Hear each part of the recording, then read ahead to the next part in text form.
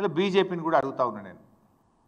మీరు కూడా 8 ఎంపీలు గెలిచింది కదా, మరి బీజేపీ 8 ఎంపీలు 2 కేంద్ర మంత్రులు ఈ రాష్ట్రం నుంచి ఉన్నారు.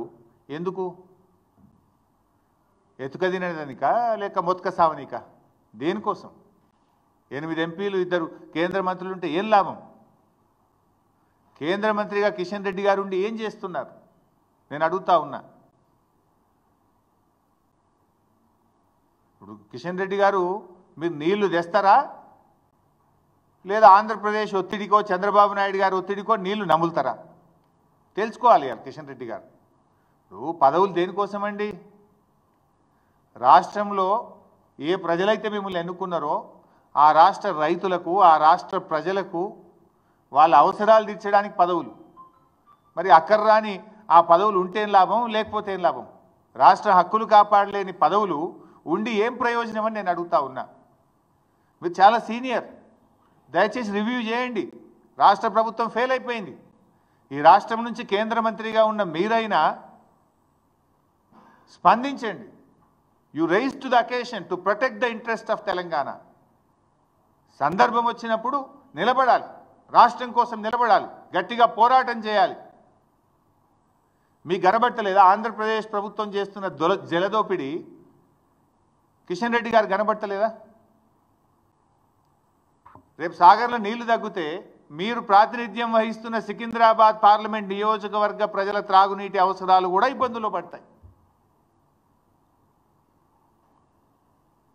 కృష్ణా బోర్డు మీ పరిధిలోనే ఉంది కదా కిషన్ రెడ్డి గారు, మీరు రివ్యూ చేయండి. కేంద్ర ప్రభుత్వ పరిధిలోనే కృష్ణా బోర్డు ఉంది. హైదరాబాద్ వస్తున్నారు కదా, పిలవండి కేఆర్ఎంబీని. 3 మెన్ కమిటీ ఎందుకు ఈసారి సమావేశం కాలేదు? కేఆర్ఎంబీ అనుమతి లేకుండా 3 మెన్ కమిటీ నిర్ణయించకుండా 666 టీఎంసీల నీళ్లను ఆంధ్రప్రదేశ్ ఎట్లా తీసుకుపోయిందో ప్రశ్నించండి. ఎందుకు అడగరు మీరు? మీ ప్రతాపం ఎంతసేపు మా మీదనేనా? రాష్ట్ర ప్రయోజనాలు కాపాడడం మీద మీ ప్రతాపం చూపండి, మీ సత్తా చూపండి. ఈ రాష్ట్ర ప్రయోజనాలు కాపాడండి. సో ఈరోజు సిఆర్పిఎఫ్ బలగాలు కూడా తక్షణమే తొలగించాలని కూడా నేను కిషన్ రెడ్డి గారిని కోరుతా ఉన్నా. ఇప్పుడు శ్రీశైలం ఏమో ఆంధ్రప్రదేశ్ కంట్రోల్లో ఉంది, తెలంగాణ కంట్రోల్లో ఉన్న నాగార్జున సాగర్ను సిఆర్పిఎఫ్ కంట్రోల్లో ఎట్లా పెట్టారు? అయితే శ్రీశైలంను కూడా సిఆర్పిఎఫ్ తీసుకోండి. లేదు, ఆ రోజు మేము అసెంబ్లీలో తీర్మానం చేసినాం, 10 ఏళ్ళు కేసీఆర్ గారు ఎట్టి పరిస్థితుల్లో కేంద్ర బలగాలకు ఇవ్వము, సెక్షన్ 3 కింద నీటి పంపిణీ జరగాల్సిందే, మా ప్రాజెక్టుల వారీగా నీటి కేటాయింపులు జరిగినాకనే మేము కేఆర్ఎంబీకి ప్రాజెక్ట్ ఇస్తామని 10 ఏళ్ళు కూడా సాగర్ను తెలంగాణ ప్రభుత్వ ఆధీనంలోనే ఉంచుకున్నాం. సో నవంబర్ 30న ఆనాటి ఆంధ్రప్రదేశ్ ప్రభుత్వం అక్రమంగా తీసుకుంటే ఎన్నికల ఫలితాలు వచ్చినాయి, మీరు గెలిచిండ్రు. అసెంబ్లీలో తీర్మానం చేసినాం, మీరు గట్టిగా కేంద్ర ప్రభుత్వాన్ని అడగడం చేతనైతలేదా? మీ ఎంపీలు 8 మంది ఉన్నారు, పార్లమెంట్లో మాట్లాడరా మీరు? అది ఎందుకు మరి తెలంగాణ తీసుకోవద్దు? సో నేను కిషన్ రెడ్డి గారిని కోరుతా ఉన్నా, తక్షణమే సిఆర్పిఎఫ్ బలగాలు తొలగించి నాగార్జున సాగర్ ప్రాజెక్టును తెలంగాణ ప్రభుత్వ ఆధీనంలోకి తేవాలి. అది తెలంగాణ ఆధీనంలో ఉందనుకో, సాగర్ కుడికాలువ నీళ్ళు ఇడిచేది ఎవరు? తెలంగాణ ప్రభుత్వం ఇవ్వాల్సి వస్తుంది. ఇష్టం వచ్చినట్టుగా నీళ్లు పోవడానికి రేపు అవకాశం ఉండదు. మేమేం అక్రమంగా నీళ్ళు అడుగుతలేం, న్యాయబద్ధంగా తెలంగాణకు రావాల్సిన నీళ్లు కూడా రాకుండా పోతున్నాయి. ఈ సంవత్సరం 343 టీఎంసీలు రావాల్సి ఉంటే 220 మాత్రమే వచ్చినాయి. ఇంకా 123 టీఎంసీలు తక్కువైపోయినాయి మనకు. అటు పంటలు ఉన్నాయి, తాగునీటి అవసరాలు ఉన్నాయి. అందువల్ల కేఆర్ఎంబీని రివ్యూ చేయాలి, సిఆర్పిఎఫ్ బలగాలు తొలగించి సాగర్ ప్రాజెక్టును యథావిధిగా తెలంగాణ ప్రభుత్వ పరిధిలోకి తేవాలి. దీనికి రాష్ట్ర ప్రభుత్వం కూడా గట్టిగా అడగాలి. కిషన్ రెడ్డి గారు కూడా చొరవ చూపి డైరెక్షన్ ఇవ్వాలని చెప్పి కూడా నేను కోరుతా ఉన్నా. ప్రాజెక్టుల అనుమతి, ఇలా రాష్ట్ర ప్రభుత్వం ప్రాజెక్టులకు అనుమతులు సాధించడంలో కూడా పూర్తిగా ఫెయిల్ అయిపోతూ ఉంది. మీరు చూస్తే అన్ని డిపిఆర్లు రిటర్న్ వస్తున్నాయి. ఆనాడు బీఆర్ఎస్ ప్రభుత్వం ఉన్నప్పుడు మేము చెనాక కొరాటాకు అనుమతి తెచ్చినాం, చిన్న కాళేశ్వరంకి అనుమతి తెచ్చినాం, చౌటుపల్లి హనుమంతరెడ్డి ప్రాజెక్టుకి అనుమతి తెచ్చినాం, గూడెం లిఫ్ట్ ఇరిగేషన్కి అనుమతి తెచ్చినాం, మోడికుంట వాక్కు అనుమతి తెచ్చినాం, కాళేశ్వరం ప్రాజెక్టుకు అనుమతి తెచ్చినాం. ఇట్లా చాలా ప్రాజెక్టులకు మేము అనుమతులు తెచ్చినాం. మీరు వచ్చి 15 నెలలు అయింది, అనుమతులు తేలే కదా. ఆల్రెడీ మేము ప్రాసెస్లో పెట్టి చివరి దశలో ఉన్నటువంటి ప్రాజెక్టులకు అనుమతులు తేవాల్సింది పోయి డిపిఆర్లన్నీ వాపసు వస్తూ ఉన్నాయి. ఇలా పాలమూరు ఎత్తిపోతల పథకం డిపిఆర్ రిటర్న్ వచ్చింది, వార్దా ఎత్తిపోతల పథకం డిపిఆర్ రిటర్న్ వచ్చింది, కాళేశ్వరం 3rd TMCకి సంబంధించిన డిపిఆర్ వెనక్కి వచ్చింది, సీతమ్మ సాగర్కు అన్ని అనుమతులు తెచ్చినాం. ఆ టీఏసీలో మొన్న క్లియరెన్స్ వస్తే అయిపోయేది, లాస్ట్ అనుమతి అది. 14-15 అనుమతులు వచ్చిన తర్వాత చిట్ట చివరి అనుమతి టీఏసీ. ఆ టీఏసీలో మొన్న డెఫర్ అయిపోయి అది కూడా పక్కకు పడ్డది. సమ్మక్క సాగర్ డిపిఆర్ అది కూడా ఢిల్లీలో 15 నెలలైనా ఒక అంగుళం కూడా కదలలేదు. అంటే ప్రాజెక్టులకు అనుమతులు తేవడం లేదు, మీరు క్లియరెన్సులు తెచ్చుకోలేకపోతున్నారు, ఉన్న నీటి కేటాయింపులను కూడా సక్రమంగా వినియోగించుకోలేకపోతున్నారు. ఉద్దేశపూర్వకంగా మేడిగడ్డను పండబెట్టి అలా పంటలు ఎండబెడతా ఉన్నారు. గట్టిగా చేస్తే 6 నెలలు చేసే పని అది ఏముంది. కాళేశ్వరం కూలిపోయిందని ఒక దొంగ ప్రచారాన్ని వేస్తూ ఉన్నారు. కాళేశ్వరంలో అనేక భాగాల్లో మేడిగడ్డ ఒక భాగం. ఆ మేడిగడ్డలో 7 బ్లాకుల్లో ఒక బ్లాకులో ఒక పిల్లర్ కుక్కిపోయింది. దాన్ని రిపేర్ చేయకుండా ఇవాళ రోజు ధర్నాలే కదా. ఇలా వరంగల్ జిల్లాలో ధర్నాలు అవుతున్నాయి, సూర్యాపేట జిల్లాలో ధర్నాలు అవుతున్నాయి, అనేక చోట్ల కూడా నీళ్లు సరిపోక రైతులు ఇవాళ రోడ్ల మీదకి వస్తున్న పరిస్థితి ఉంది. ఈవెన్ నా సిద్దిపేట జిల్లాలో కూడా ధర్నాలు అవుతున్నాయి, నీళ్ళు సరిపోవడం లేదు.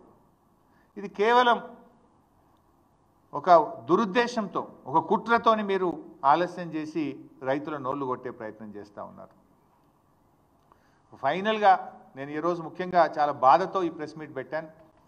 ఎందుకంటే ఈ రాష్ట్రంలో తీవ్రమైనటువంటి అన్యాయం జరుగుతూ ఉంటే రాష్ట్ర ప్రభుత్వం పూర్తిగా చేతులు ఎత్తేసిన పరిస్థితి. ఎందుకంటే యథేచ్ఛగా ఆంధ్రప్రదేశ్ నీళ్ళు తీసుకుపోతూ ఉన్నది. ఈక్వల్గా మీరు తీసుకోవాలి కదా, ఈక్వల్గా రెగ్యులేట్ చేయాలి కదా, ప్రశ్నించాలి కదా.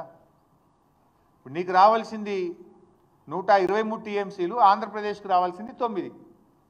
ఉన్న నీళ్లు 100నే అంటే నీకు రావు. ఈ సంవత్సరం పోయినావు, ఆల్రెడీ మునిగిపోయినావు. నువ్వు ఆ ఉన్న 100కు 100 నువ్వు తెచ్చుకుంటే కనీసం ఉన్న పంటలు కాపాడచ్చు. బంద్ చేయాలి కదా ఆంధ్రప్రదేశ్.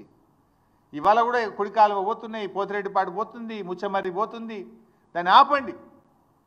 మీకు చేత కాకపోతే మొత్తం అఖిలపక్షాన్ని తీసుకొని పోండి ఢిల్లీకి. ఈ రాష్ట్ర ప్రయోజనాలు కాపాడండి. ఏఎంఆర్ SLBC కింద కానీ, సాగర్ ఎడమ కాలువ కింద కానీ, కల్వకుర్తి కానీ, నెట్టంపాడు కానీ, భీమా కానీ, కోయిల్ సాగర్ కానీ, హైదరాబాద్, ఖమ్మం, నల్గొండ, మహబూబ్ నగర్ త్రాగునీటి అవసరాలకు దెబ్బ తినకుండా తక్షణమే మేల్కొనాలని చెప్పి ప్రభుత్వాన్ని డిమాండ్ చేస్తున్నాం. Thank you.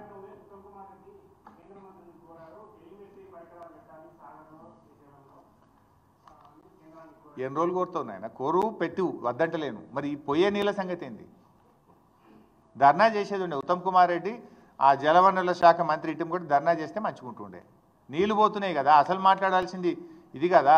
ఉత్తమ్ కుమార్ రెడ్డి జిల్లా, నల్గొండ జిల్లా సాగర్ ఎడమ కాలువకే నీళ్ళు తక్కువ పడే పరిస్థితి ఉన్నది. రేపు సాగర్ ఎడమ కాలువ నీళ్ళు ఆయన కాన్సెన్స్కే పోతాయి. ఇప్పటికైనా మేల్కొనకపోతే వాళ్ళ నల్గొండ జిల్లా, ఖమ్మం జిల్లా దెబ్బతినే ప్రమాదం ఉన్నది. నేను రాజకీయాల కోసం మాట్లాడతలేను, రైతుల కోసం మాట్లాడుతున్నాను. కేసీఆర్ గారు ఉండగా ప్రతిరోజు రివ్యూ చేసేవాడు, ప్రతిరోజు ఏం జరుగుతుంది అని గమనించేటువంటి వారు. కానీ ముఖ్యమంత్రి గారు కానీ, ఈ మంత్రి గారు కానీ ఆ పట్టింపు ఉన్నట్టు కనబడతలేదు. మీకు పట్టింపు ఉంటే 657 TMCలు తీసుకుపోతుంది ఆంధ్రప్రదేశ్. ఇంకా పంట 4 వెట్టింగ్లు 5 వెట్టింగ్లు ఇవ్వాలి. రేపు ఏమంటారు?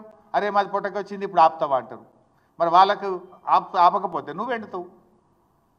నేను వాళ్ళ ఆంధ్రప్రదేశ్ నోరు కొట్టండో, ఆంధ్రప్రదేశ్కి అన్యాయం చేయమంటలేను. వాళ్ళ రైట్ఫుల్ షేర్ దాటి తీసుకుంటున్నారు.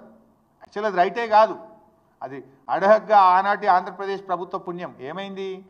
ఈ 299/512 ఎందుకు వచ్చింది? ఆంధ్రప్రదేశ్ ప్రభుత్వంలో ఆ రోజుకు తెలంగాణలో కట్టిన ప్రాజెక్టులకు ఎన్ని నీళ్లు కావాలి, ఆంధ్రప్రదేశ్లో కట్టబడిన ప్రాజెక్టులకు ఎన్ని నీళ్లు కావాలి, నీటి అవసరాలు ఎంత ఉన్నాయి అన్నప్పుడు 512 వాళ్ళకు ఉంది, 299 ఇక్కడ ఉంది. 299 అనేది ఎక్కడి నుంచి వచ్చింది? గత పాలకుల పుణ్యం. గతంలో ఈ రాష్ట్రాన్ని పరిపాలించిన కాంగ్రెస్ తెలుగుదేశంలో పుణ్యం. ఎందుకు? తెలంగాణలో వాళ్ళు ప్రాజెక్టులు కట్టకపోవడం వల్ల ఇక్కడ నీటి నిల్వ సామర్థ్యం లేకపోవడం వల్ల, ఇక్కడ ఆయకట్టు ఏర్పాటు కాకపోవడం వల్ల తెలంగాణ నీటి అవసరం 299 టీఎంసీలుగా ఉమ్మడి ఆంధ్రప్రదేశ్లో తీసుకున్న నిర్ణయాల ఆధారంగా వచ్చిన ఫిగర్ 299. అయితే కృష్ణా జనాలు పునః పంపిణీ జరిగేదాకా ఈ రోజుకు ఇంత ఉంది కదా, తాత్కాలికంగా ఇది అనేటువంటి ఫిగర్ ఇక్కడ వచ్చింది. అందుకే కేసీఆర్ గారు పట్టుబట్టి సుప్రీంకోర్టుకు పోయి, కేంద్ర మంత్రి దగ్గరకు పోయి, ప్రధానమంత్రి దగ్గర పోయి సెక్షన్ 3ని సాధించారు. ఆ సెక్షన్ 3 డెఫినెట్గా రేపు తెలంగాణకు 575 టీఎంసీల నీళ్లు తెచ్చుకోవడానికి సెక్షన్ 3 దోహదం చేస్తుంది. దాని ముందు గట్టిగా ఆర్గ్యుమెంట్స్ వినిపియండి. ఆ 575 టీఎంసీలు తెచ్చుకోవడానికి ప్రయత్నం చేయండి. కానీ మీన్ వైల్ ఈలోపు తెలంగాణకు అన్యాయం జరగద్దు. చూడండి, ఇంత స్పష్టంగా కనబడుతుంది. శ్రీశైలంలో 50 ఉన్నాయి, సాగర్లో 50 ఉన్నాయి. ఎండిడిఎల్ పైన ఉన్నాయి 100, అవసరమేమో 132. అంటే అవసరానికి సరిపడ నీళ్ళు లేవు. అంటే ఇప్పటికే ఆంధ్రప్రదేశ్ తీసుకుపోయింది 657. ఇది కేవలం మీ ఫెయిల్యూర్, మీ చేతగాంతనం, మీ నిర్లక్ష్యం, లేదా మీరు లొంగిపోయారు. చంద్రబాబు నాయుడు గారికి మీకు పరోక్షంగా మీరేమన్నా బహుశా రేవంత్ రెడ్డి చంద్రబాబు నాయుడు మధ్య ఏదన్నా మరి పరోక్షమైనటువంటి ఒప్పందాలు, గురుదక్షిణలో వాళ్ళ మధ్య ఏదైనా ఉంటేనన్నా జరిగి ఉండాలి. అయితే ఫెయిల్యూరు, లేకపోతే మీరు ఉద్దేశపూర్వకంగానైనా పరోక్షంగా చంద్రబాబు నాయుడుకి మీరు సహకరిస్తున్నారని అనుకోవాలి.